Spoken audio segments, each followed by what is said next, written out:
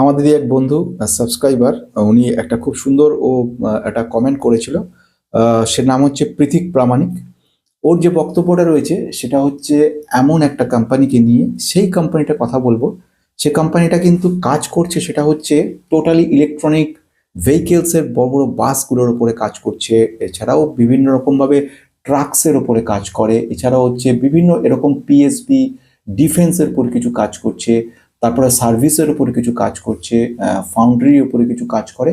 So এই কোম্পানিটা দুরন্ত কোম্পানি। কোম্পানি এতদিন ধরে, আমি কিন্তু কোম্পানিটার নাম কতদিন ধরে কাজ আমার এটার মধ্যে বলা আরো আগে এটা অ্যানালাইসিস করা উচিত ছিল, কিন্তু বিভিন্ন কোম্পানির মধ্যে থেকে এই কোম্পানিটা খুব বেশি আমাদের মধ্যে আসেনি। যে কোম্পানিটা কথা বলতে চলেছি, কোম্পানির কি নাম? কোম্পানির নাম হচ্ছে এমনই কোম্পানি। কোম্পানিটা হচ্ছে অশোক লেল্যান্ড। অশোক লেল্যান্ড, যেটা 17,700% রিটার্ন দিয়েছে, মাল্টি ব্যাগার কোম্পানি, 17,000%।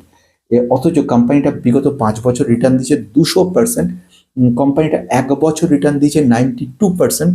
এবং কোম্পানি 6 মাসে রিটার্ন দিয়েছে 74%।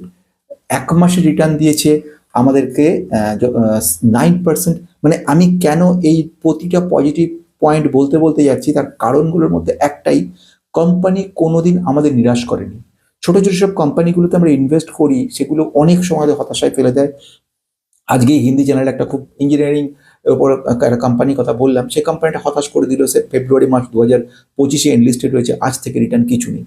এগুলো হতাশা তৈরি করে দেয়, আমাদেরকে ফ্রাস্ট্রেশন তৈরি করে। কিন্তু এমন একটা কোম্পানি, যে কোম্পানিটা আমাদেরকে যখনই যাই রিটার্ন করুন, যে ইনভেস্ট আপনি করুন না কেন, আপনাকে একটা মোটামুটি রিটার্ন দিয়ে যাবে। আপনি যদি 5 বছর রাখেন, অন্তত 200%-এর বেশি রিটার্ন দিচ্ছে, মানে আপনি নিশ্চিন্ত থাকলেন কোম্পানি কেমন। এবার কোম্পানিটা যদি আমি একটু ফান্ডামেন্টাল দেখি, অশোক লেল্যান্ড সম্পর্কে বলার কিছু নেই, ম্যাক্সিমাম লোকই জানে।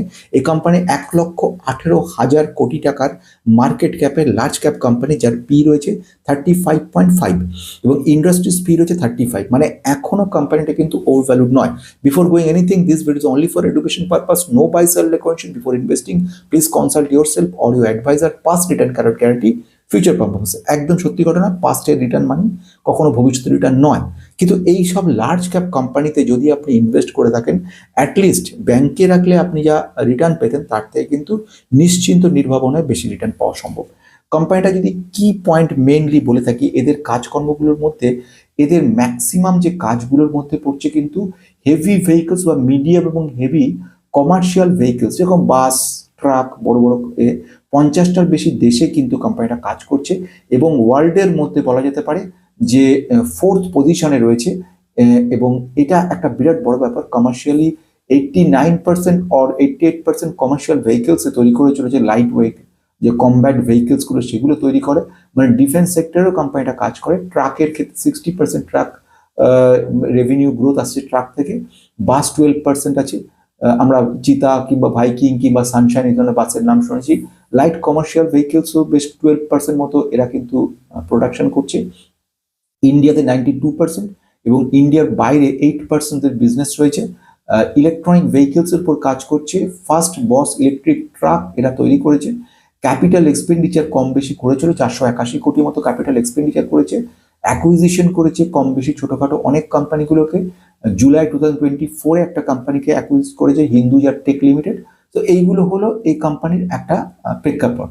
Company return on capital employed খুব ভালো নয়, খুব খারাপ নয়, 14.3। Return on equity 28.8। এবার রিটার্ন অন ইকুইটি কি, তার রিটার্ন অন ক্যাপিটাল এমপ্লয়েড কি, দুটোর মধ্যে পার্থক্য কি, কেন আমি মনে করছি রিটার্ন অন ক্যাপিটাল এমপ্লয়েডকে বেশি গুরুত্ব দেওয়া উচিত রিটার্ন অন ইকুইটির থেকে। কিন্তু রিটার্ন অন ইকুইটি কোন কোন ক্ষেত্রে পজিটিভিটি তৈরি করছে, এইগুলো কিন্তু দেখতে গেলে মেম্বারশিপ নিয়ে দেখতে পান, সেখানে আমি ডিটেলস বলেছি। শুধু এইটুকু বলা দরকার, দুটোরই ভীষণ জরুরি রয়েছে। দুটো যত বেশি হবে তত একটা কোম্পানির পক্ষে ভালো হবে। এই মুহূর্তে কিছু পরিমাণ, অর্থাৎ একটা নেগেটিভিটি যেটা খোঁচা দিচ্ছে, সেটা হচ্ছে প্লেজ করেছে কোম্পানি। কোম্পানি প্লেজিংটা কিন্তু গুরুত্বপূর্ণ। মালিক তার পার্সেন্টেজ, তার যে শেয়ারটা আছে সেটা কিন্তু বন্ধক রেখেছে। 40% কিন্তু প্লেজ করা, এর পেছনে একটা কারণ রয়েছে। এইসব বড় বড় কোম্পানিগুলি যখন অর্ডার আসে, সেই অর্ডারগুলো কোটি কোটি টাকার অর্ডার, এবং এগুলো যখন এক্সিকিউশন হয় তখন এদের কিন্তু প্রচুর র মেটেরিয়াল, প্রচুর কস্ট, ডেপ্রিসিয়েশন, এগুলো সব লাগে। এই ধরনের হেভি ধরনের কাজকর্মগুলোর জন্য কিন্তু এদেরকে প্রচুর পরিমাণে খরচ করতে হয়, তার জন্য ধারও করতে হয়। সে কারণের জন্য কোম্পানি, আমি যদি ডাইরেক্টলি কোম্পানির কোয়ার্টারলি রেজাল্টের দিকে যাই, তাহলে দেখবো গত সেপ্টেম্বরে এদের ছিল, যেটাকে আমি বলছি সেলস গ্রোথ, 11,000 কোটি মোটামুটি, সেটা সেপ্টেম্বর 2025-এ 12,000 কোটি, মানে 1,000 কোটি টাকা মতো এদের সেলস গ্রোথ বেড়েছে। এদের যদি বলি অপারেটিং প্রফিট মার্জিন কিরকম থাকছে, 19% রাখছি, 15% অ্যাবভ হচ্ছে মোটামুটি ভালো বলা যেতে পারে। নেট প্রফিট আমি দেখি 767 কোটি ছিল গত বছরে, এবছরে হচ্ছে 820 কোটি। তার মানে নেট প্রফিটেও কিন্তু অনেকটা জাম্প হয়েছে। তার মানে প্রফিটেবিলিটি আমরা দেখতে পাচ্ছি year on year, quarter on quarter দুটো ক্ষেত্রেই যথেষ্ট ভালো হয়েছে কোম্পানি যদি এই মুহূর্তে ক্যাশ ফ্লোতে যায় সেটাও কিন্তু খারাপ নয়, positive case flow, net cash flow দেখাচ্ছে 1,327 কোটি। এরকম এইসব বড় বড় কোম্পানিগুলোর ক্ষেত্রে কিন্তু আমরা খুব বেশি পরিমাণে ক্যাশ ফ্লো নিয়ে মাথা না ঘামালেও চলবে। ছোট ছোট কোম্পানিগুলোতে ক্যাশ ফ্লোগুলো বেশি জরুরি। বড় কোম্পানির ক্ষেত্রে আমরা অপারেটিং অ্যাক্টিভিটি দেখছি, মোটামুটি 28 কোটি মতো এদের কিন্তু অপারেটিং অ্যাক্টিভিটি রয়েছে। প্রফিট ফ্রম অপারেশন বছরে বছরে একটা পজিটিভ জায়গা দেখাচ্ছে। আমি যদি প্রোমোটার হোল্ডিংয়ে চলে আসি, 51.51% প্রোমোটার কোম্পানির স্টেক এখন রেখে দিয়েছে নিজেদের কাছে, অ্যাবভ 50%। ফরেন ইনস্টিটিউশনাল ইনভেস্টার কিন্তু কিছুটা কিনেছে, 24.32 যেটা ছিল 24.41 হয়েছে, এবং ডোমেস্টিক ইনস্টিটিউশনাল ইনভেস্টার এদের কাছে 13.59 ছিল, 13.73 রয়েছে। অর্থাৎ আমি যদি খুব সহজভাবে বলি, প্রোমোটারের কাছে 50% বেশি রয়েছে। ইনস্টিটিউশনাল, যেমন ফরেন ইনস্টিটিউশনাল, তারা সব বিক্রি করছে ঠিক, অথচ এই কোম্পানির ভ্যালুয়েশন সুন্দর জায়গা দেখে এরা কিন্তু কিনেছে। ডোমেস্টিক ইনভেস্টার এরাও কিন্তু অল্প বিস্তর কিনেছে। আর আমাদের রিটেলারের পরিমাণ ছিল 10%, 10.51, সেটা কিন্তু একটু কমে 10.30 হয়েছে। মানে রিটেলারের যেখানে আস্থাটা কমছে সেখানে ফরেন ইনস্টিটিউশনাল ইনভেস্টার, ডোমেস্টিক এরা কিনেছে, মানে আস্থা তাদের কিন্তু আমাদের রিটেলার থেকে বেশি রয়েছে কোম্পানি সম্পর্কে। কোম্পানি ফান্ডামেন্টাল আমি মোটামুটি আপনাদেরকে বুঝিয়ে বললাম। এই ভদ্রলোক জানতে চেয়েছিলেন, ওনাকে তার রিকোয়েস্টে বলা হলো। আমি যদি সাম আপ করার চেষ্টা করি, এটা এমনই একটা কোম্পানি যে কোম্পানি ম্যাক্সিমাম কাজকর্ম কিন্তু মিডিয়াম এবং হেভি সমস্ত লোডেড ভেহিকেলসের উপরে কাজ করছে। কোম্পানি দেশে এবং বিদেশে প্রচুরভাবে কাজ করে, বাইরেও ডিমান্ড রয়েছে, তবে ডোমেস্টিক ডিমান্ড 80%-এরও বেশি, এবং বাকি 20%-এর কাছাকাছি রয়েছে বিদেশে, অর্থাৎ এক্সপোর্ট করছে। কোম্পানি প্রমোটার ভালো পরিমাণে রেখে দিয়েছে, ইনস্টিটিউশনালরা কিনে চলেছে। এবং আরেকটা ব্যাপার রয়েছে, সেটা হচ্ছে ভ্যালুয়েশন খুব একটা বেশি নেই, এটাও একটা পজিটিভ ঘটনা। আরও পজিটিভ ঘটনার রেজাল্ট কিন্তু প্রতি বছর ভালো করছে। নেট ক্যাশ ফ্লো যদি একটু অ্যানালিসিস করা যায়, সেখানে আমরা দেখতে পারবো দুরন্ত কোম্পানি, এবং প্রতিবার প্রফিট ফ্রম অপারেশন দারুণ সুন্দর রয়েছে, নেট ক্যাশ ফ্লো পজিটিভ রয়েছে। একটা প্রবলেম হচ্ছে আমরা আরেকটা জিনিস দেখার, ডেট টু ইকুইটি রেশিও খুব বেশি রয়েছে, 4.33। এটা একটা নেগেটিভ পয়েন্ট, যে ঋণের পরিমাণ এতটা বেশি থাকাটা কিছু কিছু ইনভেস্টরের কাছে একটু রিস্কি বলে মনে হয়। কারণ 4.33 যদি বলি, ডেট টু ইকুইটি রেশিও মানে এই মুহূর্তে আমার অ্যাসেট এবং লাইবিলিটির মধ্যে আমি যদি কম্পারিজন করি, দেখতে পাচ্ছি আমার অ্যাসেটের তুলনায় লাইবিলিটি 4 গুণ বেশি রয়েছে। এটা কিন্তু 4 গুণেরও বেশি, সেটা কিন্তু একটা ড্রব্যাক। আর সেকেন্ড ড্রব্যাক, সেটা আমি বলবো, সেটা হচ্ছে কিন্তু প্লেজ। এটা কিন্তু ভুললে হবে না, প্লেজ করছে কোম্পানি, মানে বন্ধক রাখছে কোম্পানি তার যে স্টেকগুলো, তার যে শেয়ার বন্ধক রেখে কাজ করছে।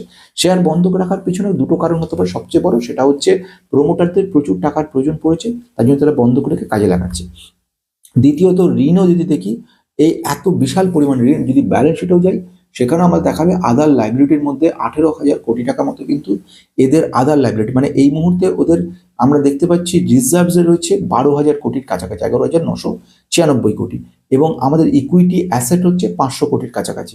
মানে দুটোকে যদি মোটামুটি যোগ করি 12,000 থেকে 12,000 কোটি কাছে, অথচ সেখানে আমরা বরোইংস নিয়ে বসে আছে কোম্পানি 54,000, মানে একটা বিরাট লেভেলের বরোইংসের মধ্যে রয়ে গেছে কোম্পানিটা।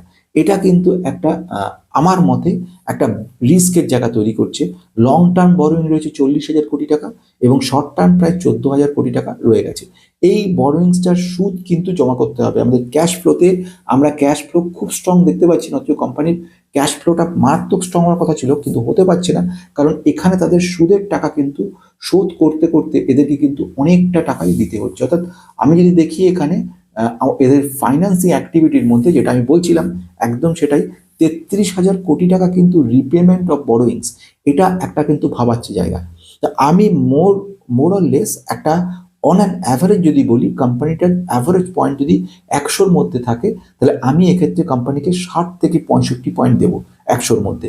আমার কাছে পজিটিভ পয়েন্টগুলো অনেকগুলো রয়েছে। প্রফিটেবিলিটি প্রতি বছর সুন্দর করছে। দ্বিতীয়ত আস্থা তৈরি করছে, সেটা হচ্ছে ইনস্টিটিউশনাল তারা কিনছে। তৃতীয়ত যেটা বলবো সেটা হচ্ছে ভ্যালুয়েশন সুন্দর জায়গায় রয়েছে, কিন্তু এর সঙ্গে নেগেটিভিটি পয়েন্ট রয়েছে। ঋণের পরিমাণ, প্রচুর ঋণের টাকা চুকাতে গিয়ে এইবারেও দেখলাম 33,633 কোটি টাকা এরা কিন্তু রিপেমেন্ট অফ বরোইং খরচা করছে। এইটা আমার কাছে একটা পয়েন্ট লেগেছে নেগেটিভ। সেকেন্ড একটা পয়েন্ট লেগেছে, সেটা হচ্ছে প্লেজ করছে, অর্থাৎ বন্ধক দিচ্ছে। এই দুটো পয়েন্ট যদি না থাকতো তাহলে আমি কোম্পানিকে 100-তে 90 দিতে পারতাম, কিন্তু সেখানে তার বদলে কোম্পানিকে মোটামুটি আমি 60-এর কাছে নাম্বার দিতে পারছি। তো তোমাদের কি মনে হয়, কোম্পানি আদৌ কিনেছো কিনা? বা এখানে উনি যে কথাটা বলেছেন ওর কথা অনুযায়ী আমার মনে হয়েছে কোম্পানিটা কিন্তু খুব খারাপ নয় লং রানের জন্য। এই ধরনের কোম্পানি থেকে, মানে পৃথিক প্রমাণিক যেটা বলেছে যে লং রানের জন্য আমি মনে করি কোম্পানিটা ভালো রয়েছে। তো আজকের মতো শেষ করলাম।